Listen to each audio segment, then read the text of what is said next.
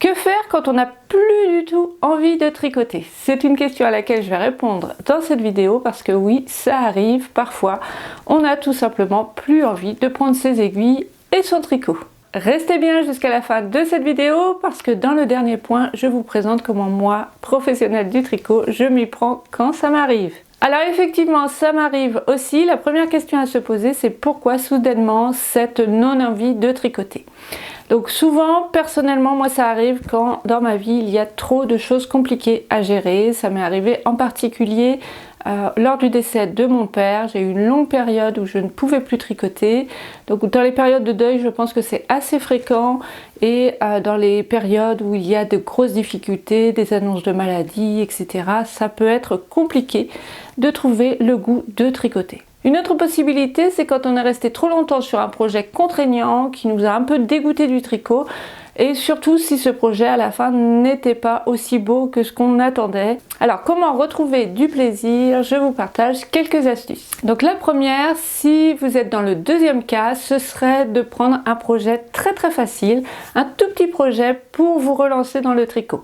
Surtout choisissez un fil qui vous fait vraiment vibrer, un fil que vous adorez. Moi personnellement je sais que le rose me donne toujours envie de tricoter et aussi les fils assez moelleux, épais, tout doux.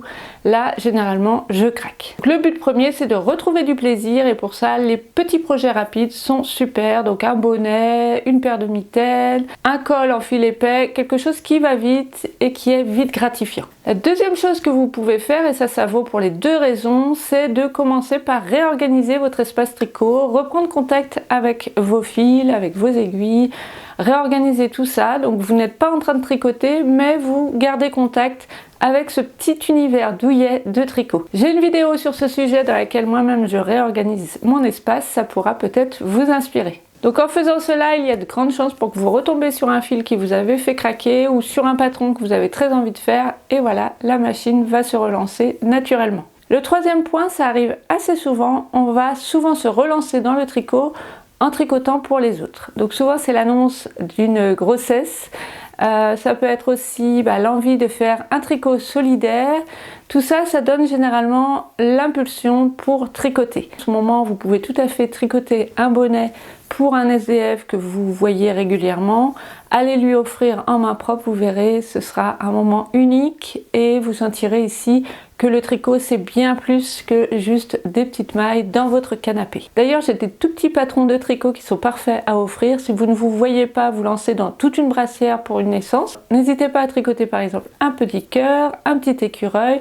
On offre aussi très facilement par exemple les pulls à mug que j'ai présentés.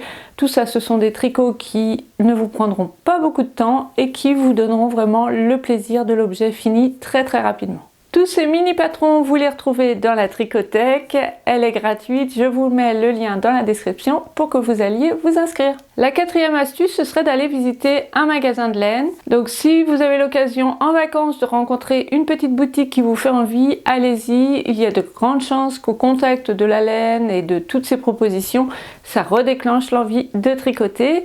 Si près de chez vous, vous avez la chance d'avoir une jolie boutique, allez juste y faire un tour et vous verrez ça reconnecte avec l'univers du tricot très facilement et moi je sais qu'il y a des boutiques, il suffit que je franchisse le pas pour que j'ai immédiatement envie de tricoter des heures et des heures. Donc j'espère que vous aurez ça sur votre chemin. La cinquième possibilité, c'est de vous lancer dans un projet que vous n'avez jamais fait avant. Il y a des tricoteurs et des tricoteuses qui aiment les défis et c'est plutôt ça qui va les stimuler. Alors ça peut être faire un projet qui vous rappelle quelqu'un, par exemple vous avez une grand-mère qui tricotait beaucoup de châles, et bien ce sera l'occasion de faire comme elle et de tricoter un châle. Ou bien ça peut être l'envie de tricoter des chaussettes, chose que vous n'aurez jamais faite. Vous pouvez aussi rejoindre un CAL, il y a beaucoup de designeuses qui en proposent, donc elles proposent de suivre tout ensemble un patron. Donc l'effet de groupe peut vous stimuler. Personnellement, je n'en propose pas, mais je propose des cours et c'est vrai que de suivre un cours, c'est pareil, ça va vous aider à faire quelque chose que vous n'avez jamais fait avant. Ça peut vous stimuler et puis là, tout est expliqué, tout est bien clair. Il n'y a pas cette frustration de ne pas réussir à faire ce que l'on envisage. Et je termine par l'astuce que je m'applique à moi-même, tout simplement d'accepter que de temps en temps, je n'ai absolument plus envie de tricoter. Parfois ça dure une semaine, parfois ça dure 15 jours. Ça m'arrive à moi aussi. Pendant ce temps, je me tourne vers d'autres activités. Moi j'aime l'aquarelle, le dessin, j'aime écrire aussi. Et du coup, je suis contente de retrouver toutes ces activités. Je reviens généralement vers le tricot à un moment donné où soudainement le tricot va me manquer. Par exemple, je vais être assise à regarder un film et là, généralement, il me manque un tricot entre les mains. Et le lendemain, voilà, je me mets en route et je reprends un tricot. Le fait de faire autre chose, eh bien généralement je reviens aussi vers le tricot parce que je trouve que c'est une activité très simple. Quand je peins, quand je fais de la couture, de la cuisine, il y a beaucoup de matériel, beaucoup de rangements à prévoir, alors que le tricot en fait finalement c'est vraiment une des activités les plus simples.